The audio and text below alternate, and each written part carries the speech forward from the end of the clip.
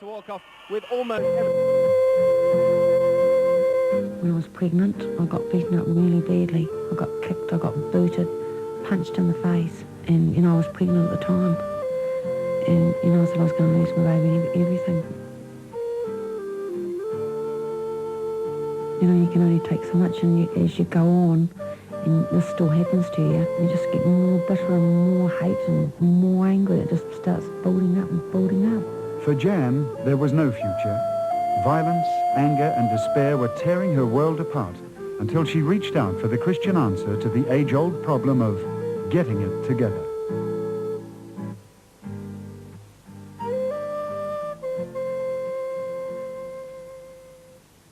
My mother worked really hard. There was no benefit then, so she had to work full-time.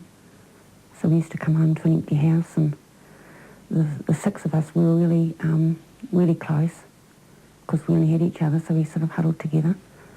And I think we all sort of grew up with nervous complaints, asthma and biting nails and things like that. And, but my mother gave us the best she had, and, we always had everything we really needed that way. The only thing was our father. And I grew up really to feel quite bitter about him. He used to get a terrible look on his face, and he'd be shouting and they'd be arguing, and then he'd start punching my mother. If we interfered, we got thrown. Most of the time I just hid. One of my other sisters, she used to try to stand up to him, but she was only little, and of course she just... he just had her too. I'm living like the baby. The world raised again high. Up until I went to college, I was doing fairly well at school. When I wanted to at college, I could. Most of the time I didn't want to. I was quite pleased, so I got kicked out of classes. Gave me more time at home to have a smoke. We just rebelled against the whole thing, and if we had to wear hats, we wouldn't wear them.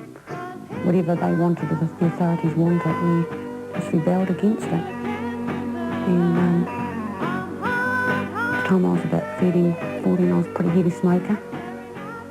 Actually, the first time I got caught was when I was 9, smoking.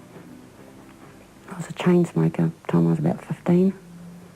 And I started drinking too myself when I was that age. And on a Saturday I didn't just drink, I got drunk.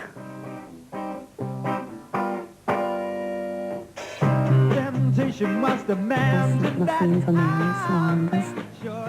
I enjoyed their company. They were good fun to be with, that's why. They always seemed to be happy, and there was always a party, and it was good fun. That's what I thought then. And I couldn't really relate to Europeans anyway, because I felt then they were boring, and I didn't feel at ease. I had no hope. I just drank, I suppose, because there was nothing else. That was it. That was all we seemed to do, the crowd that I hung around with. Just drank and tried to have a good time while it lasted.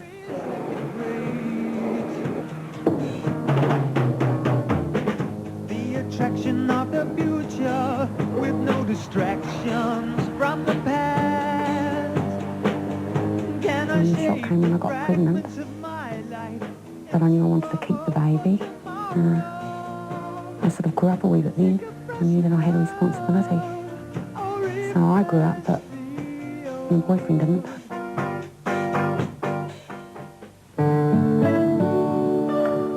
But when I got married, I had nothing to base a marriage on. Nothing at all. So it was, and my husband, he had come from a broken marriage, so he had nothing either. So it was disastrous right from the start, really. And he was very insecure, so he took his insecurities out on me.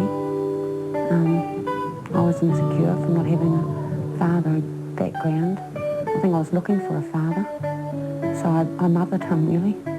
I did everything for him, so he didn't really have a wife. I used to be terribly sick through the pregnancy. And I don't think, he didn't like it. He didn't like me being sick or anything like that. He left me short of money, but I never used to say anything to him. I let him do what he wanted to do because I was scared of losing him, So that set the pattern for my marriage. The only thing that really he enjoyed doing was having parties and drinking. And so if there's any family picnics or anything, the kids and I went on our own. When a man drinks, it seems to, it sets them off more. It sets off what's in them, the anger that's in them. It makes them violent.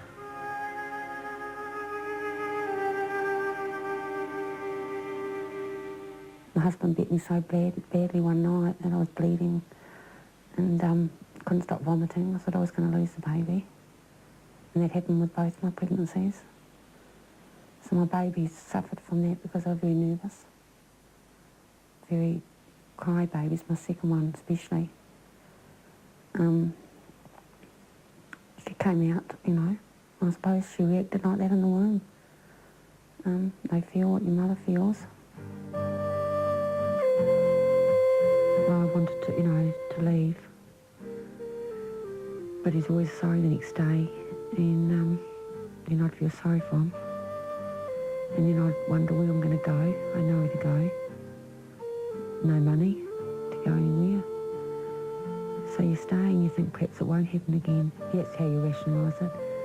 You say it won't happen again.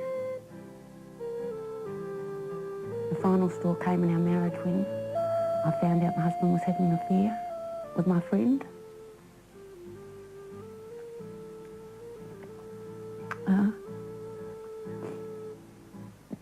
That night was, I think, the worst night of my life.